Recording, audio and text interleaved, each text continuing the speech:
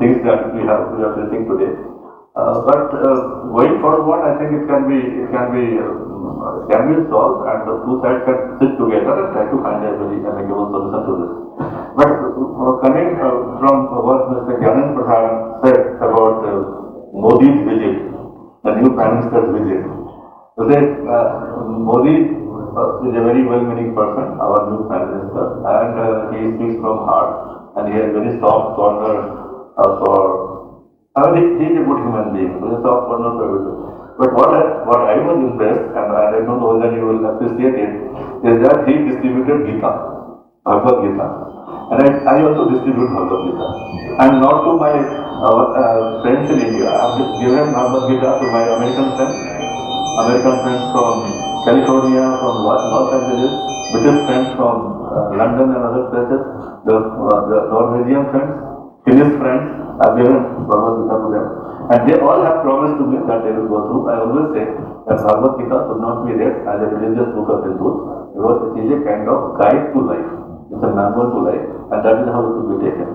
Now, when you are discussing about any agreement on a larger basis, I'm saying, not the contract that you sign between projects and the buyer and the purchaser. I'm not talking of that. When the two sides sit together, let for a moment leave aside, and that's the teaching of Bhagavad Gita. Let for a moment leave aside who is going to benefit how much. So what is important is that we have to do it. People will benefit. Somebody may benefit little less, somebody may benefit little more. But benefit will go to everybody. And that's what God says. That's what Lord says. The benefit will go to everybody. Do it. And just begin from somewhere. Just do it. And the benefit will go. And I read a book called Go Giver. I'm forgetting the name of the author. I read a book called Go Giver, not Go Getter. Earlier the concept was Go Getter. Now this book says that the concept has changed. It should be Go Giver. And that book says that any giver, and that's what Lord Krishna also says, any giver will get more than what he gives. Any giver will get more than what he gives. That's what Lord Krishna says, and that's what that book says by numerical law. It's a very small book. You can find on the internet. Because when I mentioned to somebody, he immediately ordered for that book, and he told me that what is from the internet, and he is reading it.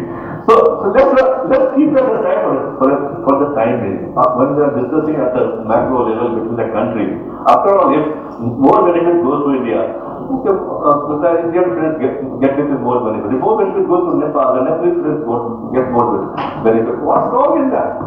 We cannot always weigh everything that what is 1 gram more or 1 gram less. You cannot do that. When you are dealing with human beings and dealing with relationships. The question is related with the hydropower policy. But what we are talking here is trade of power. So which I think in this eminent presence of eminent personalities like and Dr. Kishore, I shouldn't be speaking anything about hydropower policy, but what I wanted to say is that we not discussing hydropower policy about the water and power nexus and the benefits of power, water. What about water benefits? We're not discussing. We are discussing about power trade and thus plain banyan policy trade of energy.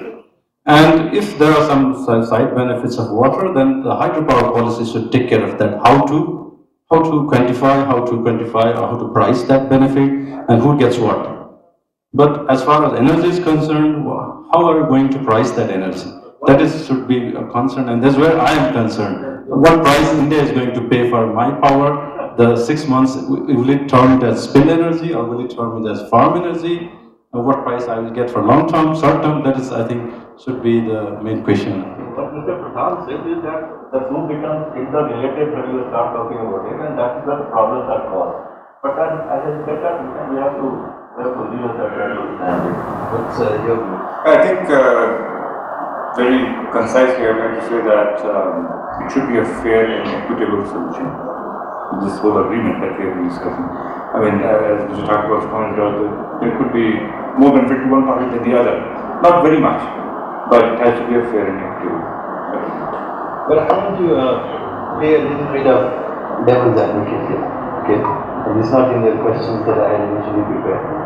But I think Mr. Pradhan also said, I think we all agree with him that basically we shouldn't think too much about the pros, benefits, who's going to get what, it's about trade, everybody will benefit, so let's do it. But if you think about it from, the delivery in the past, everybody has not benefited. I mean, I guess this is why politicians, at least their constituency, there are large sections of our population that still don't have power. People have not always benefited. And I want to give you the case of the big World Trade Organization when India decided not to sign the agricultural treaty, recently, when it said, everybody said that this was a fair deal. And India said, I need to have food security. It didn't sign it, and the whole thing collapsed. So, what safeguards can a PTA put in place to ensure that it is really equitable, that it is really fair, and to remove doubts and apprehension?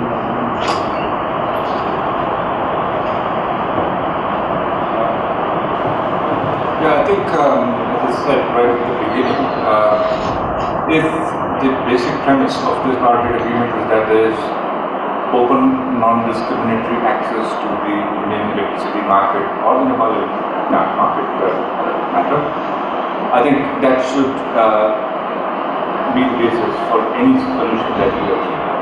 The market forces at the end of the day will make sure that if you are going to have a fair and equitable solution, you will participate in that market.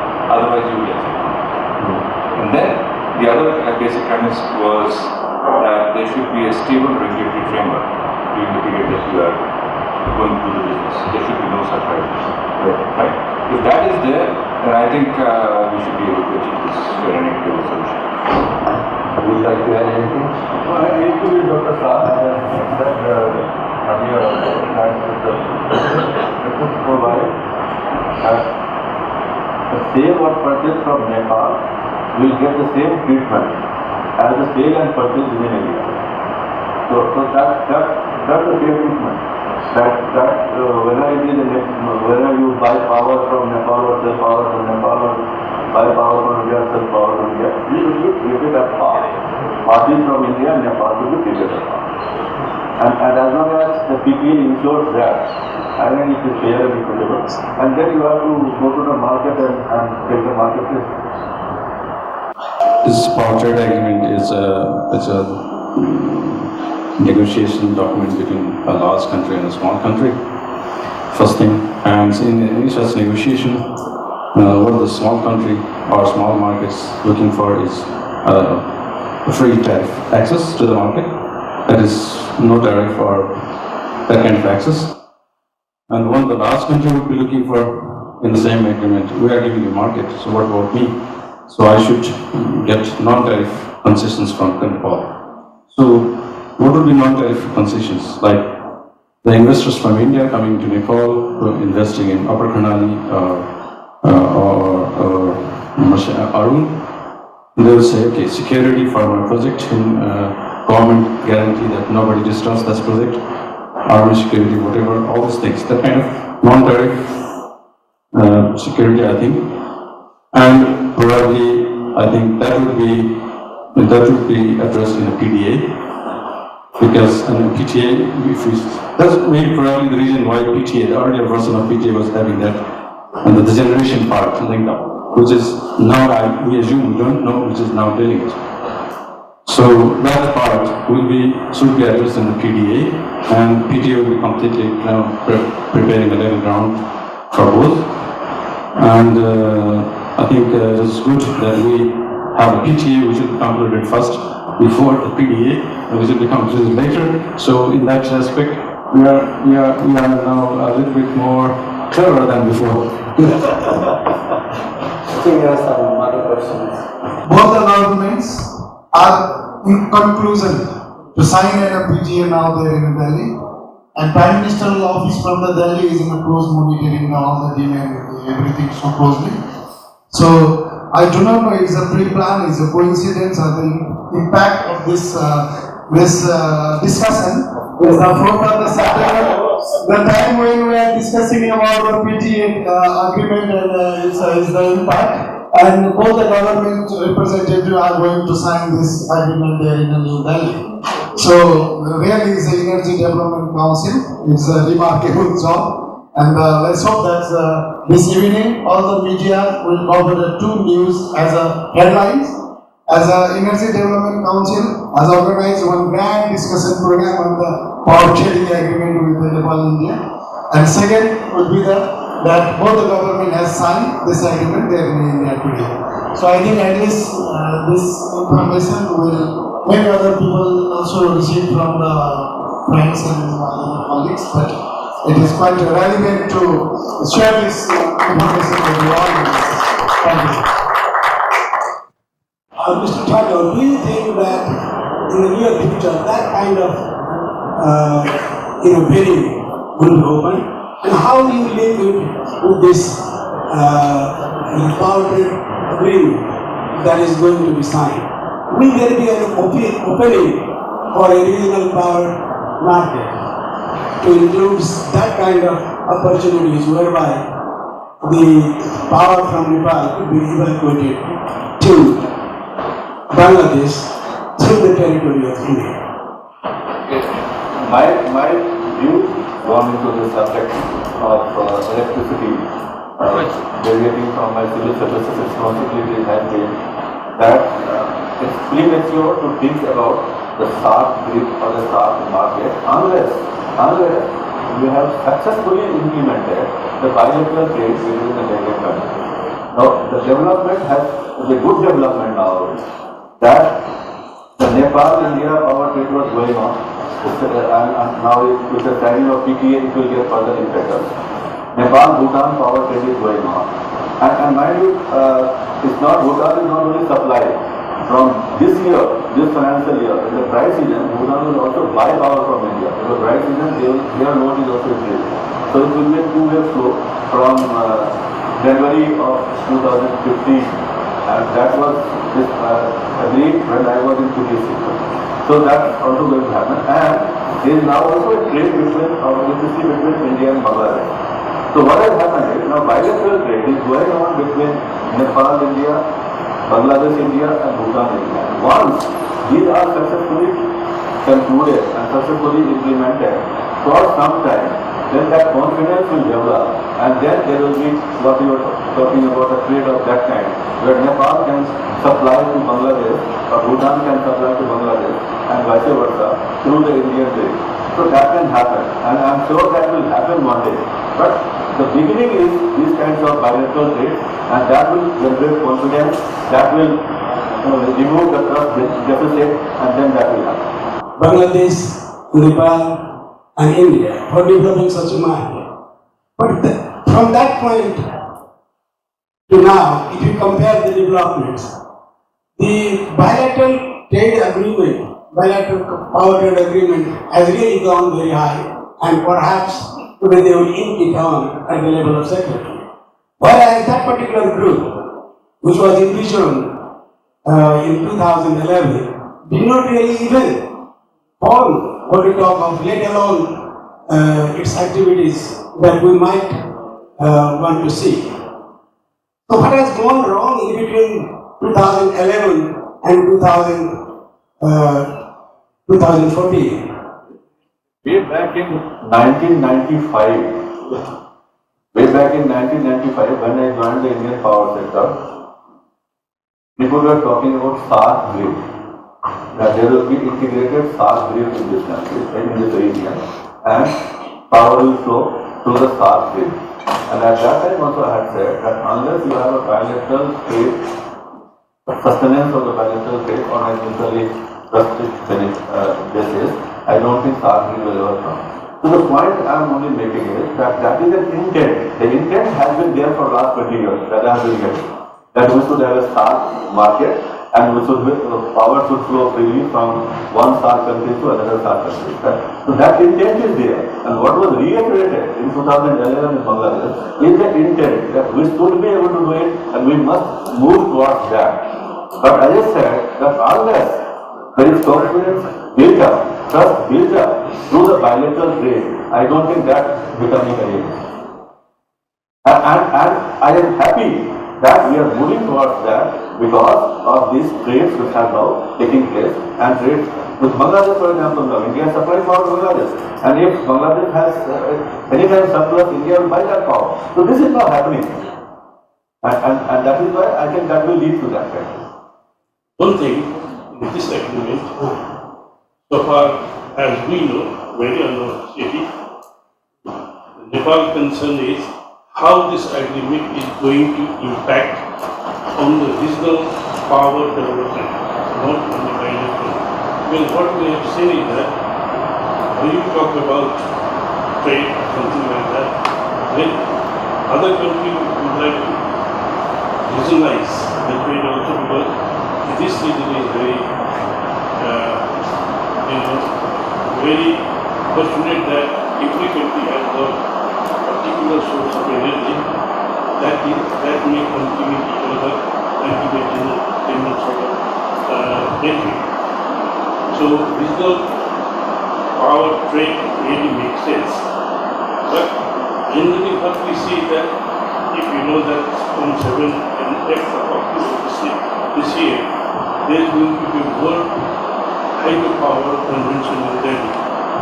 And this says only bilateral trade.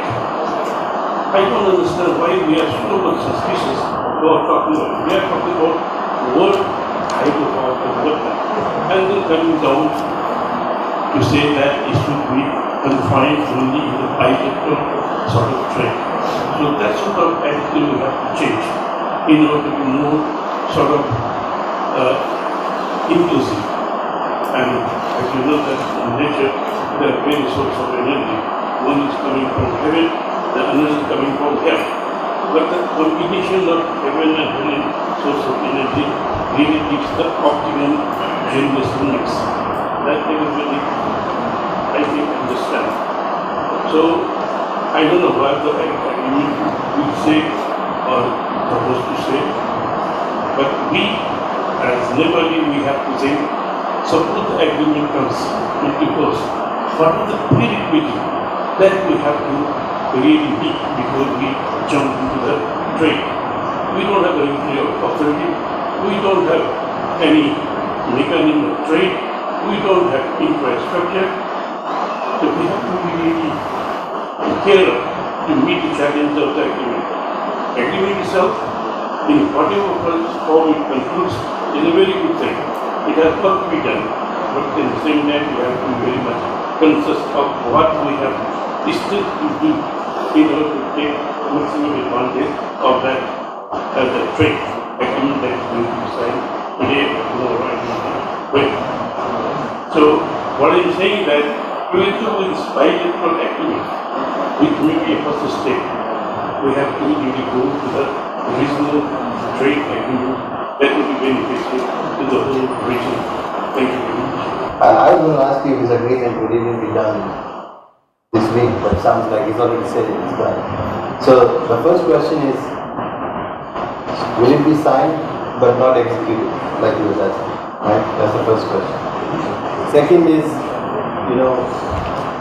that the PTA is going to be now there in place, but do we have all the prerequisite reforms, etc.? Are we ready for it? That's the third question. Second question. Third question is, what's going to be the impact of this PTA in your view? I guess to put it in a different question, more quantitative question, if you had to take a guess, by the end of this decade, by 2020, how much megawatts is going to be flowing across the two countries? And the last question is, will this PTA now between India and Nepal and in the trade between Bangladesh and India inspire the development of a regional grid like he was asking? So, with those questions, closing thoughts. Yes, it will be great if the Carter agreement is signed today or in the next week or in the next month. I'd be so happy about it. But let's not doubt the intent of this agreement. And, let's not doubt the follow-ups. This has happened very rapidly. We were discussing this for the last 20 years. Now over the last 6 months, the last 2 months, it has accelerated, the momentum has been gained. There is positive intent on both sides to take this forward. Let's sign the deal first. Obviously, the implementation part is going to be very important, but now that the intent is there, now that the confidence seems to have been restored or built up again, let's give them the benefit of the doubt that this will happen. Right? Second? Are you ready for PTA? We are ready for a PTA. Is Nepal ready for a PTA? I think that there are certain things, certain structural issues which are still pending, which will need to be taken up on a war footing, and I think we have already enumerated some of these. We need to have our Electricity Act, we need to have our regulatory commission in place, we need to have a wheeling policy on utilizing the transmission, engaged transmission system or a new transmission system through a new transmission company, whether we should be having a power trading company in Nepal, whether we should have a mechanism to sell power within the country or across the border. All these regulatory issues still are pending. But I think now that an essential element of this entire puzzle seems to be going to happen now or very soon, we should start on these other elements on a war footing. So don't expect that there will be no road shedding from tomorrow, but maybe give it a year's time, 3 years' time. Let's take it step by step. How many megawatts for the next 6 years, flowing across the two countries? One number. Crystal ball gazing, I think, looking at what projects have been planned in Nepal, probably we should be looking at, and especially I look at NEA's new additions, probably about 1,000 megawatts flowing to India in the summer and about 1,000 megawatts flowing to Nepal in the winter. 2,000 The last question is, will the PTA and the Bangladesh deal between India and Bangladesh inspire a regional grid? I think again, I would see this in the context of taking one step at a time. As Mr. Thakur also said, the bilateral arrangements seem to be in place now. Let's give them some time to mature. And if their confidence levels are built up, we may embark on the next step, which is the regional concept. Let me take the first question first, last question first. That was regional trade. I have said that, and I reiterate, I said that first bilateral trade has to mature and that trust will be built up. But let me ask you the question that if Nepal supplies power to Bangladesh, it would have to go to India. Well, you cannot build a grid by passing India. Right, so it has to go to India. And electrons don't travel from one place to another. It's by distance. Power flows by distance. So therefore, having made this beginning, I don't think that it's very far away when you will have a regional race, because once there is a connectivity between India and Bangladesh, there is connectivity between India and Nepal.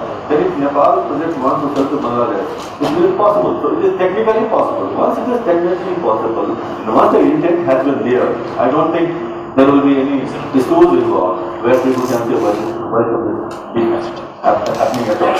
So I see that it will happen, but maybe it will take a little time. Now, coming to how many megawatts can be developed in the next 6 years that you are saying, for either domestic consumption in Nepal or for trade with India, it will be very, very difficult to hazard a guess for anybody, because it's not only the umbrella agreement which is going to make it happen.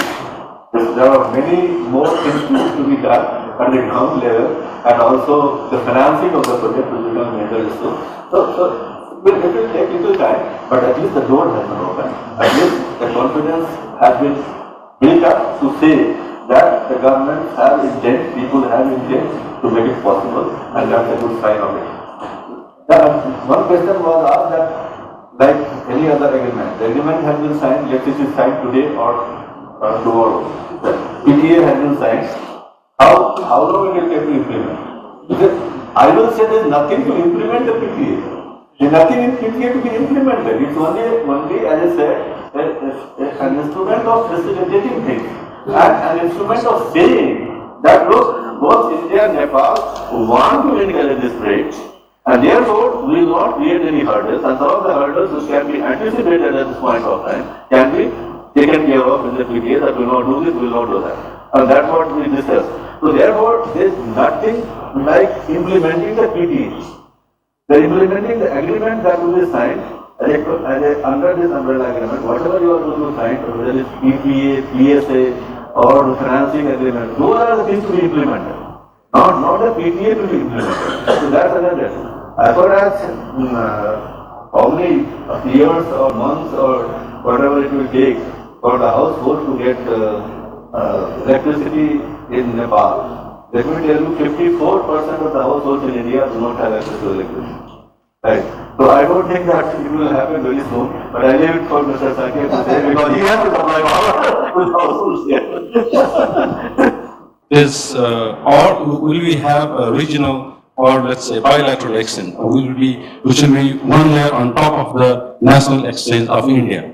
Will it be that? We have to define that. Right now, it is only a matter of conjecture. The Indian exchange right now, they will collect bids and they will sell bids and buy bids and then have a market clearing price. So we can participate there through PTC as far as I understand. After the PTA, we can continue to do that with a guarantee of the rules, or we will have on top of that another bilateral where only it's a bid, buy and sell bid only between cross country. That is the things which has to be answered, and then only it will be executed. But what other structures of bilateral trade? I think, as I said in the beginning also, PTA will set into momentum. I think the unbundling of NEA. I think this is my guess because of the proximity effect, or whatever you like to say. And the second question: what immediate benefit of PTA? From a power trading department point of view, we have been doing power purchase agreements with developers with the prediction that we will sell a certain energy of the wet season to India, taking the risk. Right now, we already know that we will be spilling that energy, and we have to take or pay the purchase, the IPP. So there is already 2,000 megawatt of PPA, which is going to be built by 2017-18 end, and the demand is going to be maximum 1,800 megawatt, and whatever policy intervention is still not going to so drastically change. So we are going to spill energy. We already assumed that there will be a market in India. So, and even that is going to be now is saturated because of this cross-border transmission line between Muzaffarpur and Dalki, which can take maximum 1,000 megawatt as per grid code India, and maximum 1,150 megawatt as per grid code of Nepal, which has to be again harmonized. Which grid code prevails? So it will probably be Indian grid code, I don't know. Of course, the large is. So this is going to be 1,000 megawatt. Therefore, if this PTA is there, then I think we will be able to finalize the second transmission line, and then we can start having PPAs or take risk with that. In the back of the mind that there is assurance of the market, so we can start having PPA. That's the immediate benefit. And regional grid, the regional grid is going to happen in 2015 September. But physically connected, I mean, Bangladesh, Bhutan is already there, and Nepal, and India. But how about operation? That is what I was talking to Mr. Thakur in the morning also. That will take some time. It will take some confidence building and trust between the countries, also political environment, all that. It will take some time, I think. And all the amount of power energy, from my estimates, 2,000 megawatt is going to be available with certain degree of mortality for certain projects, like right now about 1,250 megawatt, let's say about 1,750 megawatt PPA. Out of that, we are seeing that about 250 are in progress, but 500 are nowhere. They are not known. So assuming that kind of rate for all those PPAs, we think about 2000 megawatt will be available. Out of that 1000 megawatt we have to sell during wet season.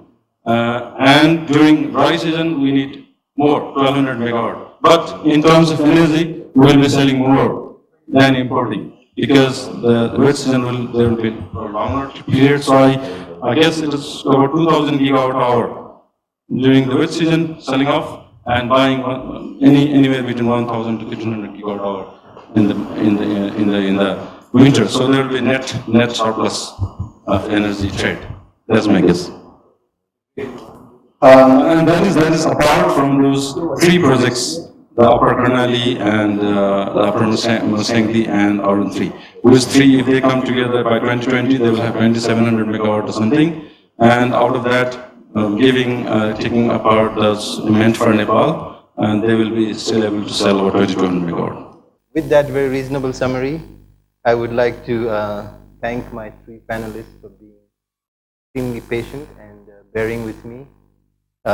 Dr. Shah, Mr. Thakur, Mr. Shakya, thank you very much. And if you could please join me in giving them a round of applause.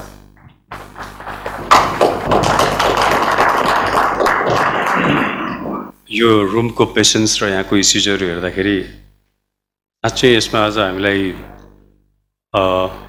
अरू discussion र यो इस्युले एउटा meaningful गति लिएको जस्तो feel भएको छ र I would like to pick up from the point where Vishalji say it's a kick start. अब इडिसीले यो आज एउटा हामीले यस्तो दिनमा एउटा प्रोग्राम गऱ्यौँ.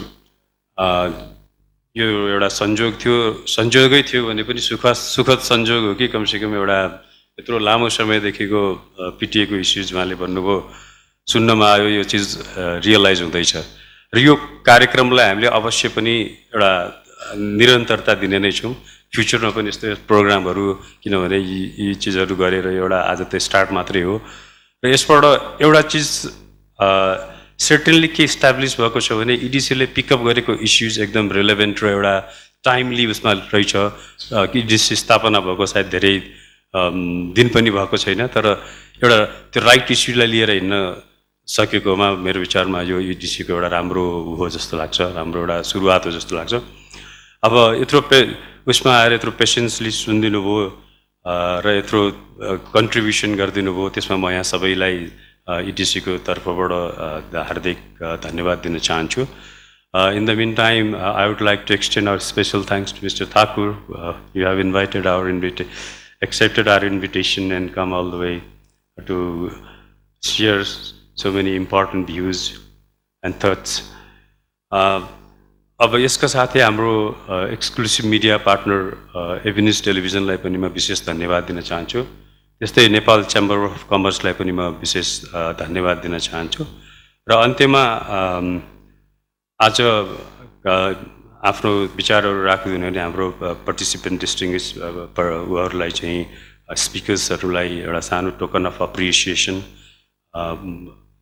दिनलाई चाहिँ म यसको इडिसीको चेयरम्यान सुजित आचार्यजीलाई पनि आमन्त्रण गर्न चाहन्छु.